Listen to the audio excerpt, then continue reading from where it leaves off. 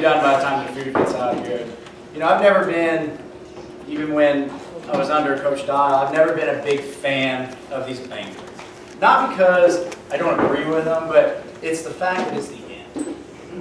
And, you know, this will be the last time, we've said it before, this will be the last time you're all going to be together, ever, in one group. And I think when you put so much into it, as far as after-school practice, you know, all-day tournaments on Saturdays, you know, night games, it's very difficult to see it end. And that's why I'm not a huge fan of these. But I also understand, you know, why we have it. But it's difficult to say goodbye, and to say goodbye to the seniors that have contributed so much to this program throughout their tenure. But first, I want to give some thank yous. Parents, you know, appreciate everything you did for the girls, running concession stands, making sure that they were fed after games, and you guys took that and did the job all by yourselves, and I had very little to do with it.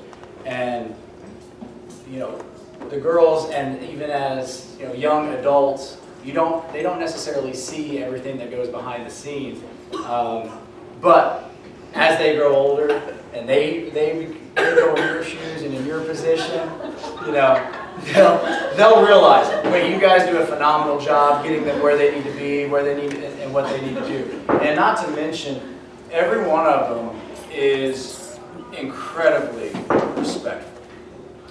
And you know, you're not just born, you know, being respectful. It's something that's taught and it's something that's learned. And the people that they learn it from is you. When we were playing in, I can't remember, it was McCracken. All they talked about was how well respected our girls were, or how they were, and the umpires commented on it. And when, as a coach and as a parent, there's nothing more that you want to hear from somebody else other than you got a good ball club and they're very respectful. So again, thank you for helping out with that. You know, players, obviously, big thanks to you. Our coaching style, it's a little bit different than most schools around. And it would not work if it weren't for them being receptive and doing things out of the box. So again, players, thanks for everything you do. One person who's not here, and one person that many of you probably have may not know at all, but his name's Bill Wren. He's our maintenance person. If we ever needed to play, he made sure our field was ready to go. And we'd always say, you know, Bill, I'm not sure we're going to be able to play today. We'll get it done. That's what he says. You're playing today. Our field is by far the nicest, one of the nicest in Southern Illinois. Love our outfield grass. There's none better. He helped with the batting cage, helped with the fence screen, helped with the orange cap. He made sure absolutely everything was done neatly and when it needed to be done.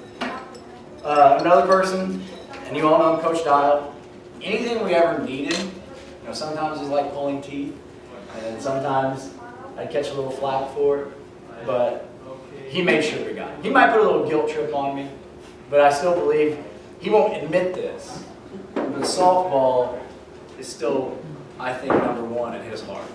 And anything that these girls needed, anything that we needed as a staff, he made sure we got it. And then, of course, we are our coaching staff. Man, girls, and they're good. They are good. Coach Gibbs, we brought her on this year, and she is, in her first year as a teacher, one of the most respected teachers in the district already. Everything I hear about Coach Gibbs, you know, she's the first person in the building, the last person to leave. She's a great teacher, and that's somebody that we wanted to bring on our staff. And when we went down to Alabama this winter, they said, we're going to go after her, we're going to get her.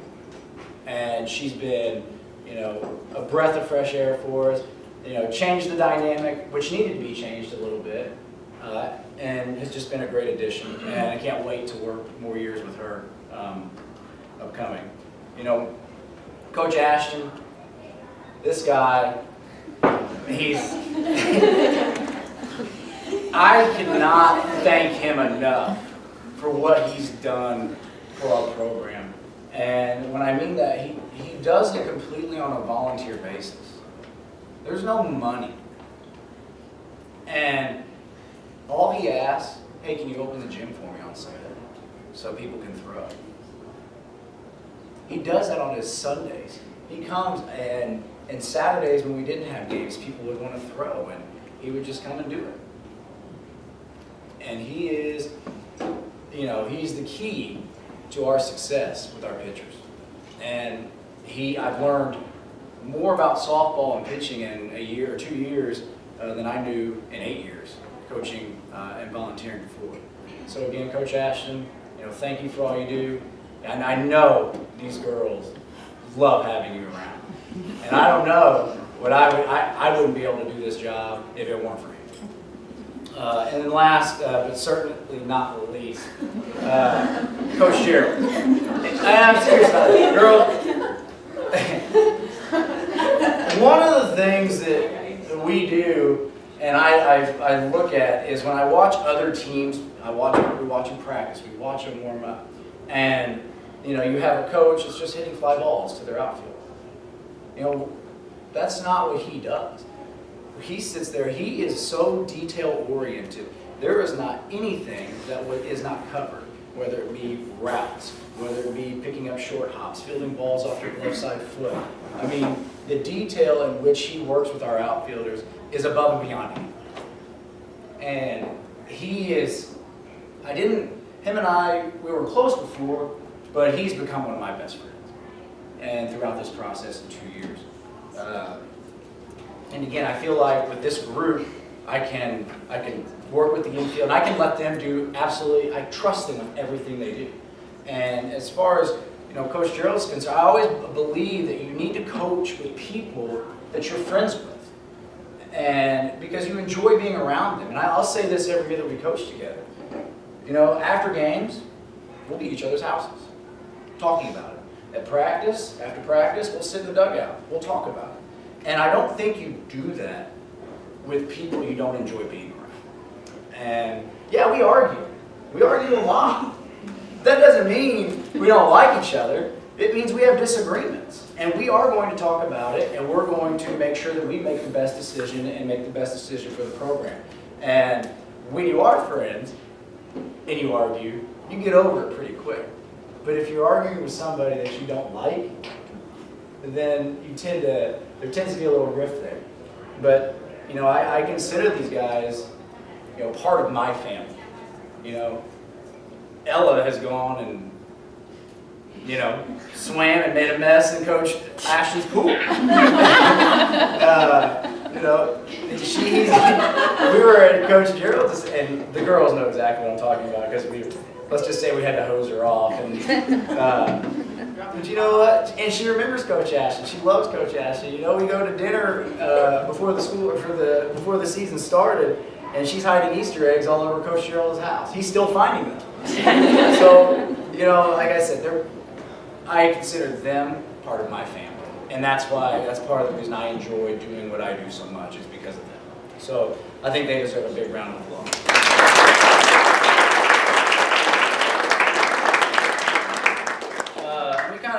Kind of recap the year so far.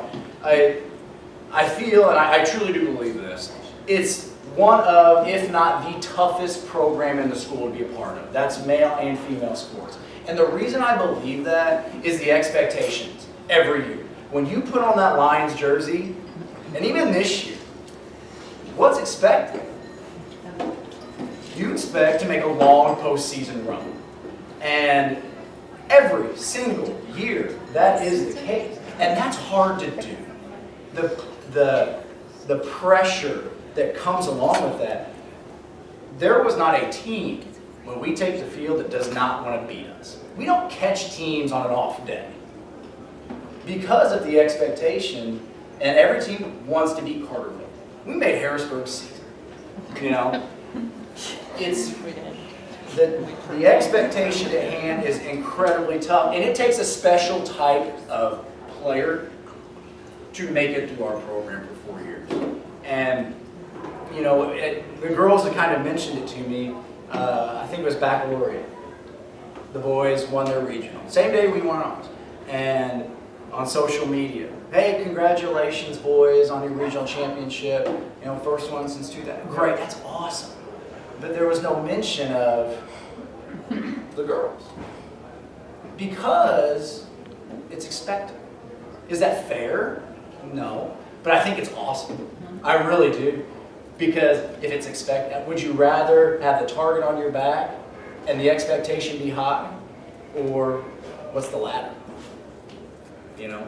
So, and I think our girls, especially our seniors for the last 4 years, have done a great job of wearing that target on their back and playing at a level that is above and beyond.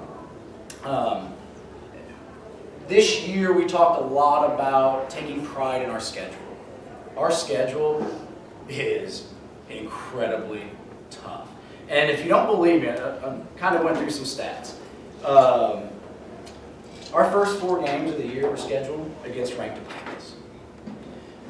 Out of our 28 games, 14 of them were against ranked opponents. And that's not just two-way. I mean, that's all 4 classes.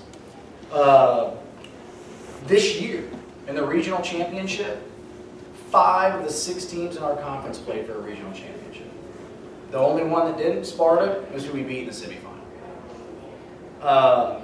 Since we joined the conference in 2011, okay, there has been a team from our conference in the Elite 8 every year. And since we joined, 5 of those 7 years, there has been a team in the state tournament from our conference. So our schedule, which we take a lot of pride in, our conference, which I believe is the toughest in the state, that kind of shows you, what Carnival softball has become over the years and how it's at a level up here because of the teams that they play.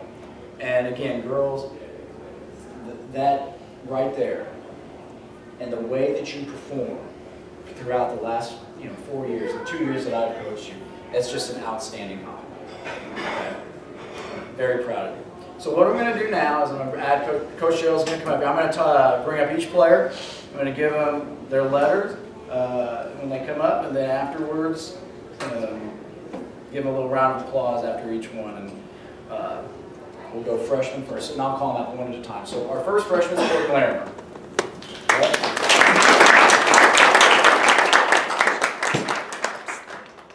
Oh, stay up here.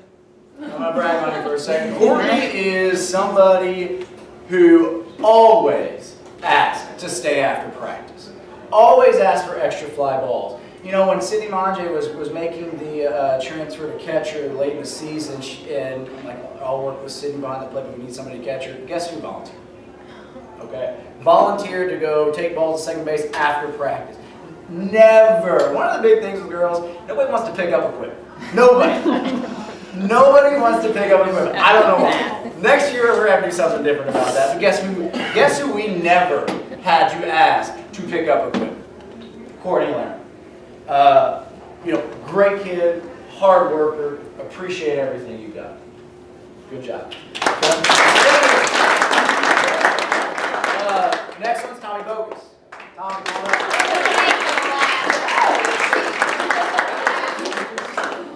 Glad to see Tommy can join us on time.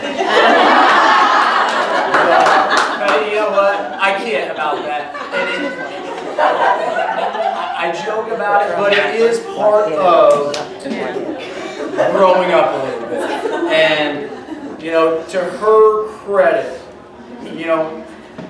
this is a joke, but, she learned from it, and she's going to continue to learn from it. And she's somebody who saw some varsity innings this year and worked every day. No matter what I told her to go long toss, you need a pin today. She did it. And, she's going to be a big part of our future, there's no question. And I look forward to watching her grow as the years go on. Our next player, Gracie Taylor.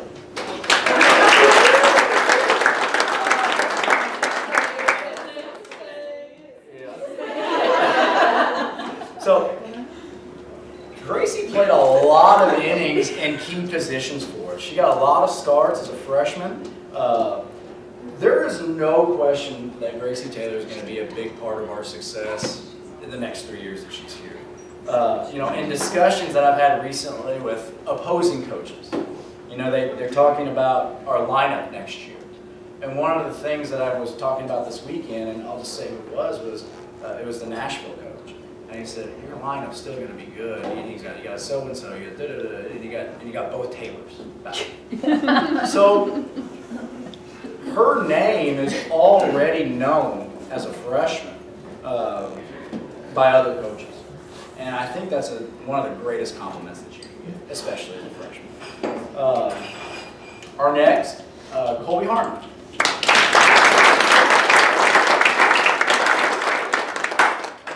Colby, I felt bad for her. I think she was there an influenza that you didn't have? But you know what? And you could tell it hurt her as far as not being able to participate when she was sick. But you know what she did? She communicated it well, and when she was there, man, she worked hard. We really got after it those last few weeks of practice. And when we were hitting her ground balls at shore, she was not going to run. Because if that ball was 30 feet away from her, she was going to lay out. And it takes a tough kid to do it, especially as a freshman. I really look forward to watching her the next few years because I really do think she's going to be a big contributor for us. Madison Campbell.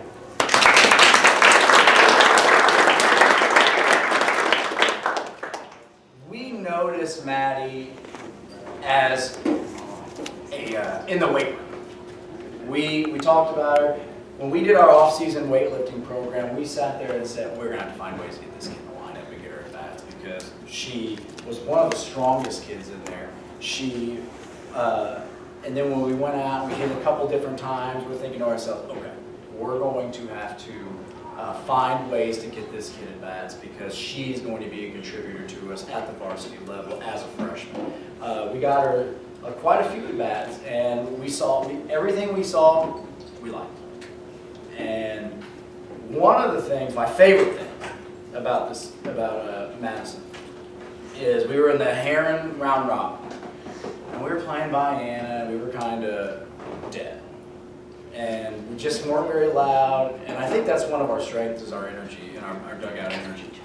And Coach Gerald had mentioned, we were contemplating doing some different things with the postseason roster, and Coach Gerald's mentioned, he told me this, he talked to her, he said, you know what, our dugout needs to be louder.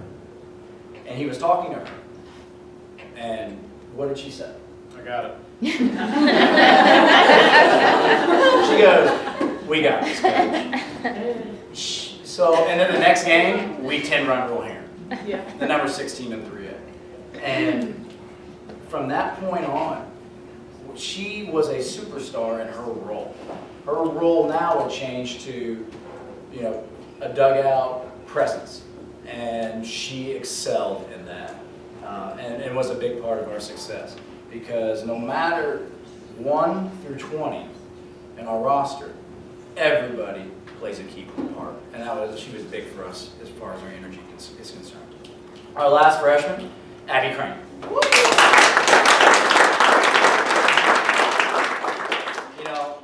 Abby's energy and personality is just contagious.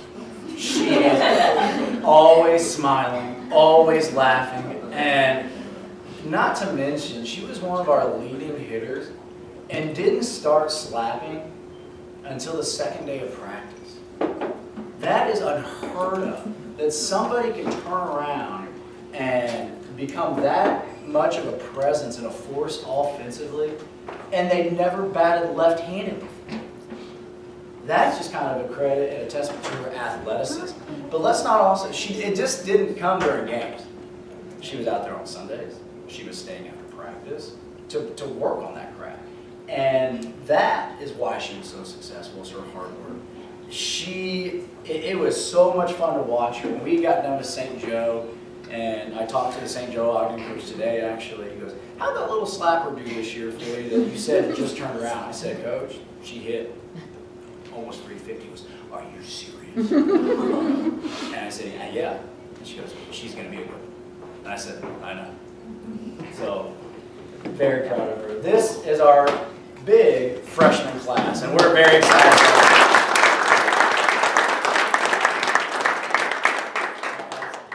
Next is our sophomores. Okay. Summer rain.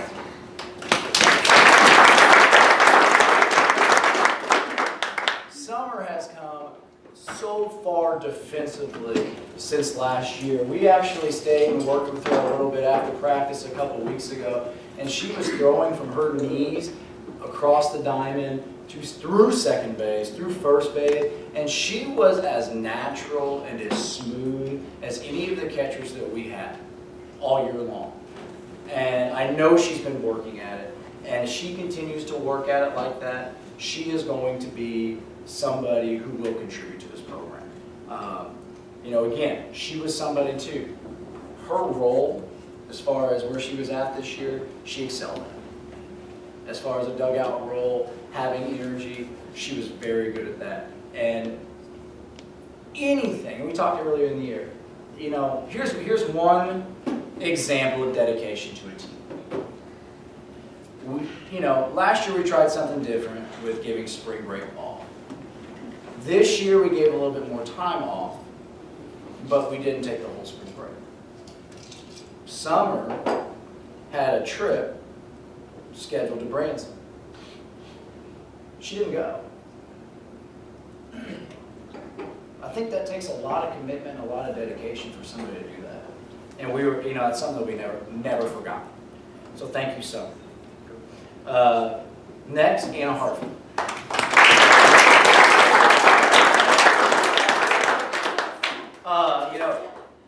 You really can't say enough about Anna. She is somebody who worked her tail off every single day at practice.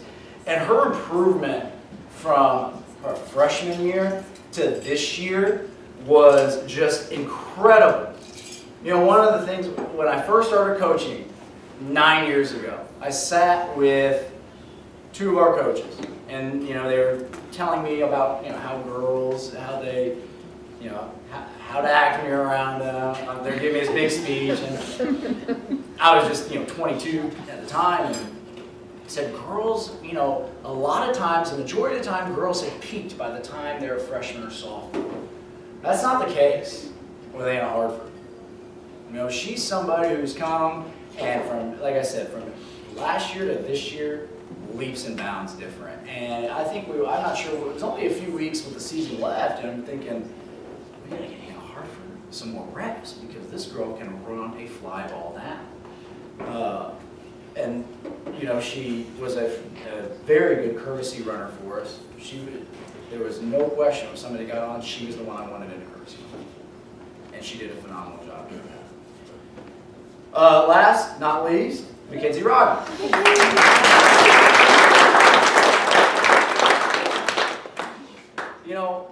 Something about Roggs is, those of you who've been around, she started in over 50 games. She's only a sophomore. And she's appeared in over 60. She has got a glove as good as anybody. And our future plans with Roggs, I don't know.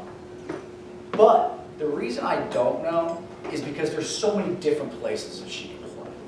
She can play third. She can play short. She can play first. She can play, obviously, second base. And she can play in the outfield. So I think it's a good problem because she's so versatile. Again, as far as her character is concerned, there's nobody that's cheering harder for her teammates. There's somebody who genuinely wants other people to succeed. And, Roggs, I'm really excited to see what the next couple of years bring. Next, round of applause for our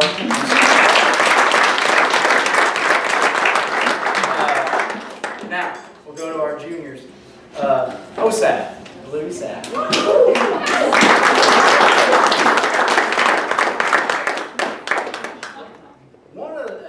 One of the things with Olivia is she always did what we asked of. always, without ever complaining once. Again, you know, there's the girls, they have a phobia, again, of picking up equipment. OSAB doesn't. She just goes, she sees it, she's not going to walk by and say, I got the key, guys. No, she's going to go pick up the bucket of balls. The one probably with a hole in the bottom of it.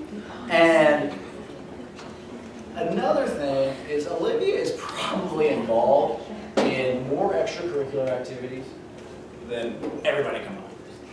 But never did she have to miss. And the way that she balanced it and managed it, it's incredible for a teenager to be able to do that.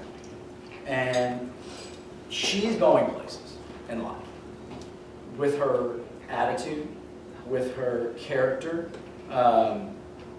and just her ability to multitask. So whatever she does, she's going to be a superstar.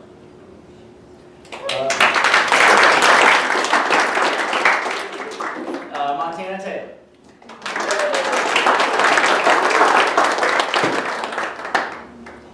You know, we beat Mo up this year.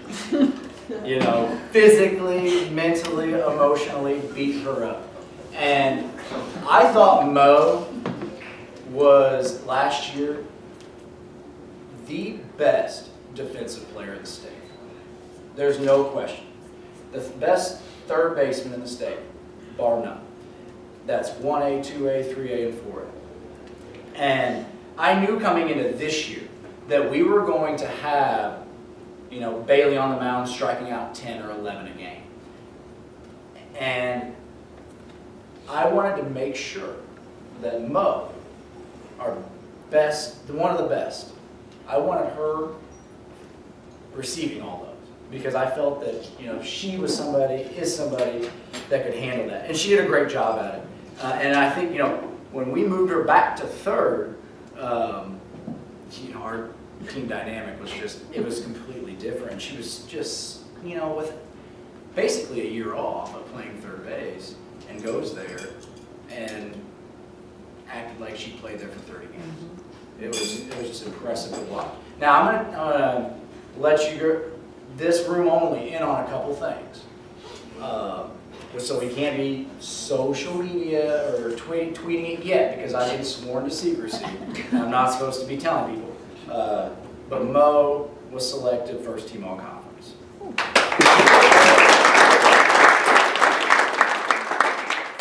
All right, our next junior, Cindy Monjo.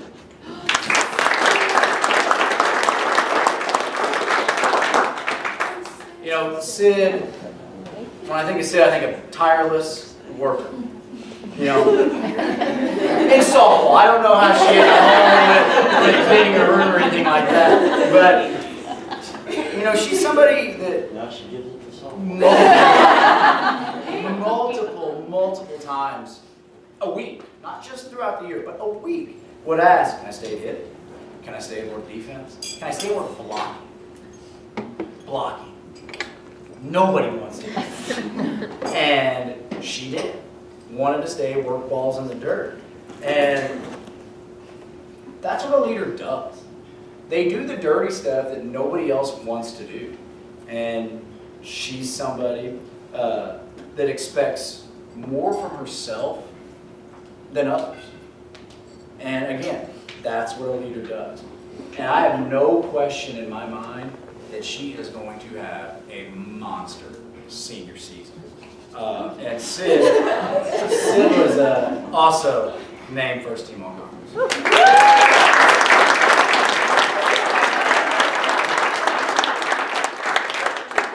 And then last but certainly not least, Hannah Schulmeister.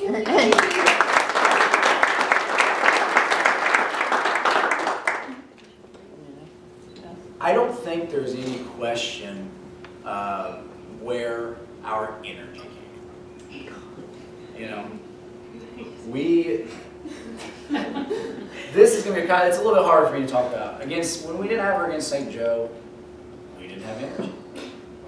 You know, when Waltonville, when the injury happened, you just kind of, I'm down on the knee, I'm kind of looking in the dugout, and it was like the air was just let out of a balloon. And, she's always somebody who's making, having fun, but being serious at the same time. Always somebody who is positive with others. Abby Crane, where are you at? Okay. Did Shu not take you under her wing and teach you absolutely everything she knew about slapping? Yeah. Again, and there's somebody else who didn't start slapping until this year. And I think she enjoyed, having Abby, kind of like a little sister relationship. And this, to me, is the most impressive part. If anybody ever needed to ride home, she would take it, without question. And she went, softball-wise, so one of the, if not the lowest batting average on our team last year. She was our highest batting average this year.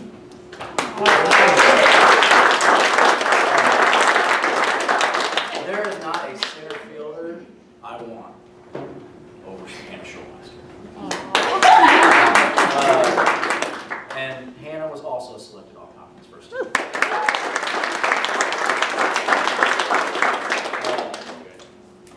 Juniors, I'm really looking forward to sharing with you.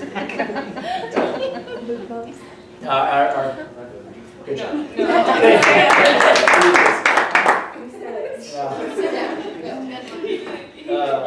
Seniors now. Okay, last but not least. That guy is looking at me like, you want me to give me oh, no, I didn't. He gave me a thumbs up. Tell him about 8 minutes. Okay. All right, our first senior, Rachel Venable.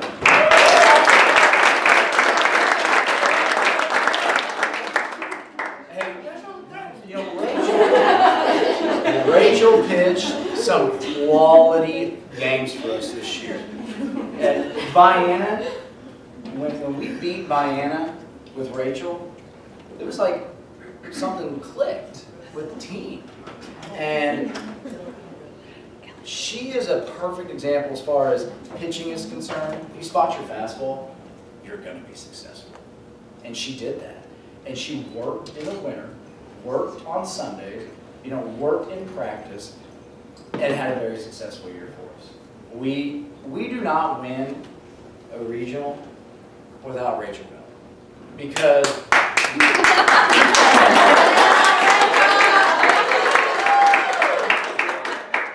she also beat Goreville, who's playing for state. So Rachel, the innings that Rachel saved for us allowed us to have that little run towards the end. And Rachel, I love your sense of humor. You will make a wonderful nurse. Yeah. Wonderful. Yeah.